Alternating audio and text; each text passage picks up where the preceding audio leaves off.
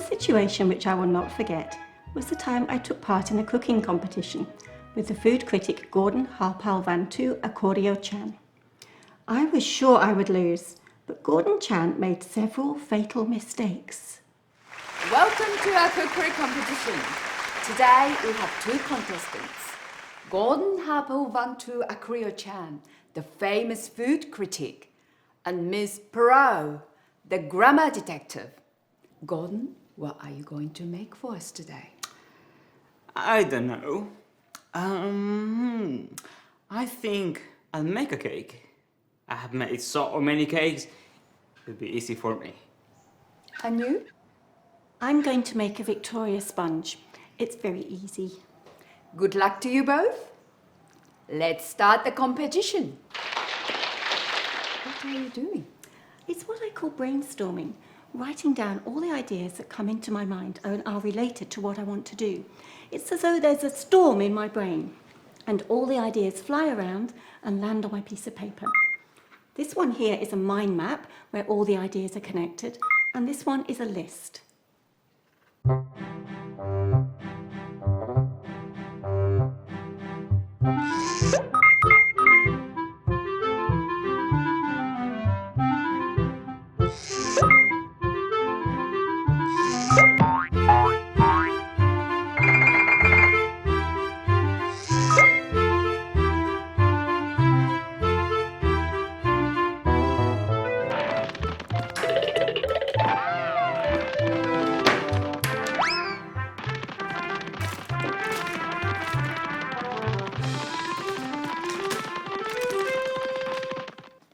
After you've written down some ideas, you need to do some research and look for the right kinds of ingredients.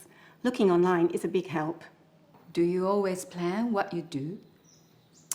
When you're an expert, you don't need to. When you're not an expert, you need to plan very carefully. Have you thought about the conclusion? What are you aiming for? I think it's very important to consider ingredients, taste, texture, and appearance. Exactly. My conclusion is that my cake would be the best. I don't need to think about the details.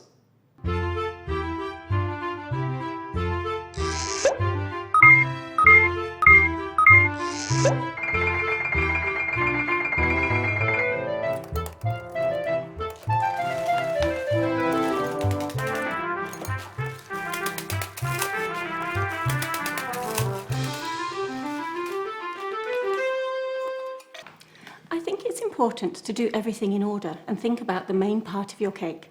Is everything properly mixed? Will each bite taste good?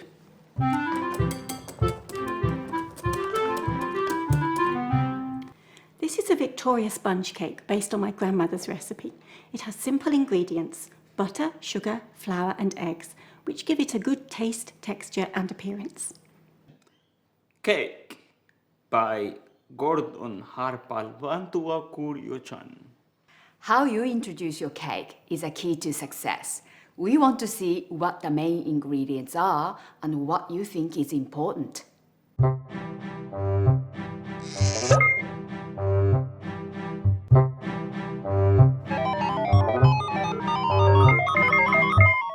I thought you had already mixed your cake. I'm just checking it again to make sure everything is properly mixed. Some things are better if you leave them for a while and come back to them. Which great chefs influenced you when you made your cake? Delia Smythe and that nice young Englishman, Jamie Olive, I think he's called, and that lovely Australian, Lucas Winner. You can see their influences in my cooking. And you? No one. All my ideas are mine. My voice is the important one. It's what people want to hear. What's the final stage? Bake your cake, of course. I always like to check all the little details first. And now for the final test. Whose cake is best? Miss Parrot's cake is simple. It passes the test for ingredients, taste, texture and appearance. It's not the best cake I've ever seen, but it is very good. Gordon Chan's cake, unfortunately, is a disaster. It looks as though he did not plan it, did not mix it, and he did not check his ingredients. The winner is Miss Parrot. I'll have my revenge for this! Dear me, this is such a surprise. I really didn't think I'd win. Of course, Gordon ignored all the important stages. So what did that teach us? Making a cake is rather like writing an essay. First, you have your topic or title to give you an idea of what your finished product should be like. Look at this well before the due date and give yourself plenty of time to work on the essay. Then brainstorm all the things that might be associated with your topic. After that, do your initial research. Now you need to plan. You may have to put those things aside that you don't need. Just because you spent a long time finding something, that doesn't always mean it's going to be useful. You need to weigh everything and make sure there's a good balance. Then put the ingredients in order, ready to use. Now draft your conclusion. How will everything finish? What are you aiming for? What final impression do you want your reader to have? It might seem strange to start by thinking about the conclusion, but unless you know where you're going, you can easily lose direction. The next thing is to write the body of your essay. This is a bit like mixing your ingredients, getting the balance right.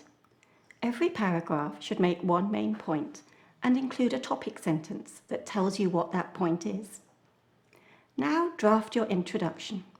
What do you want your reader to know about your topic? How will you lead them in to the rest of your essay?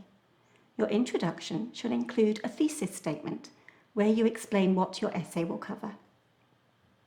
Remember to include references every time you refer to another person's ideas. References should appear in the text and in a reference list at the end of the essay. Read your draft essay and change things if you need to. Make sure everything is linked to your title. Make it clear which ideas are yours and which belong to other people.